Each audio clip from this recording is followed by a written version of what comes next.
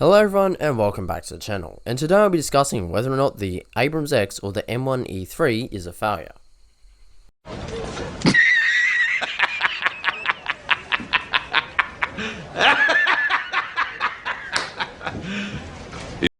Now, I'm very sorry if I hurt someone at the national interest's feelings, but no, it's not a failure.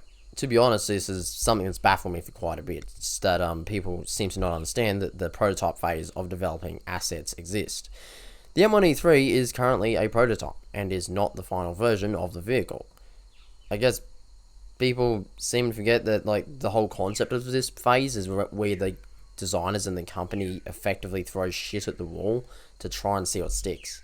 In this phase, they will test an asset, find its strengths and weaknesses, in order to decide what stays on the vehicle and what changes, allowing for the people designing and building it to find out its strengths and weaknesses, and then apply that knowledge on the final version of the tank. It's also important to work out if pieces of equipment are compatible with one another. For example, it makes no sense to install an electronic warfare system if it interferes with your optics, or let's say you want to put small short-range FPV drones on board. You wouldn't want them falling out of the sky and blowing up your people around you thanks to such a system. The whole point I'm trying to make here is that the testing phases of a developing a weapon system will obviously reveal the issues with that asset. However, the natural result of this is that the issues put forward would be resolved. For a little example, imagine if you just went, you're back at high school, you go in, hand your first draft to your teacher, they just take one look at it and just give you a D. They didn't even give you an opportunity to improve. They didn't give you any criticism or feedback. They just said you failed, straight up. How's that fair?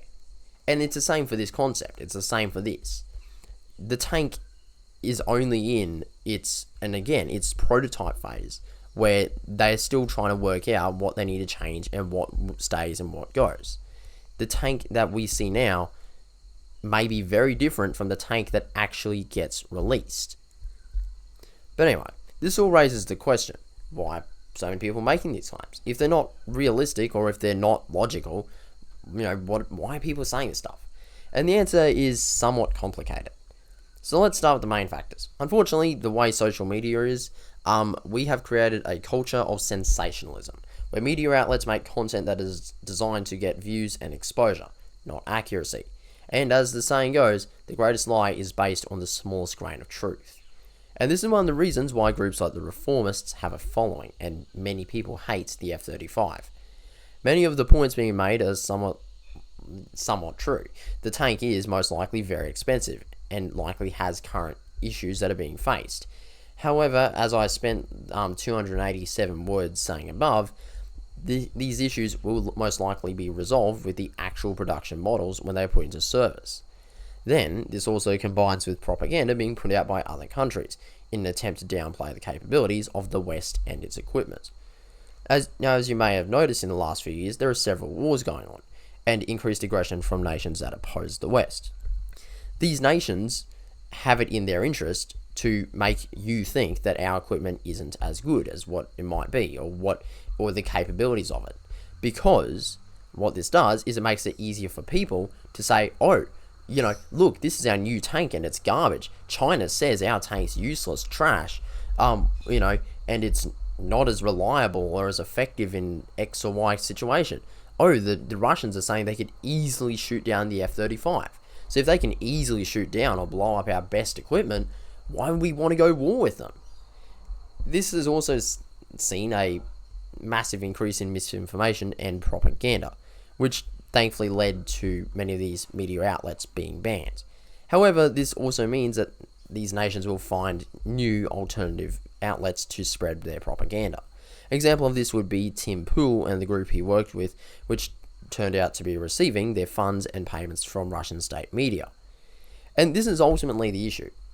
What you and everyone else sees on the internet isn't necessarily true, nor does it reflect reality. There are people who criticize the Abrams, the F-15, F-16, and F-35, claiming they're pieces of junk, lacked any capabilities or relevance. All of these have been proven to be some of the best pieces of equipment in the world. You see, every media outlet has a narrative, a point of view, and a bias. And this is why things like Ground News, this video isn't sponsored by them by the way, are so important. You can cut through the crap and see what each source, each writer, and each narrative is there. And that's what really matters. As a person who consumes media, your job is to tell who is reliable and credible. It's to think about who's worth listening to or not. And that's the important thing to take away from this video. Always think and question if a source is reliable and credible. If you do have questions on topics, then ask or do additional research. Anyway, that's all I've got for now, and I hope you enjoyed this video. If you did, please leave a like and subscribe to the channel. It's greatly appreciated, and it goes a long way in supporting me doing this content. And I will catch you all in the next one. Thank you very much for watching. Goodbye.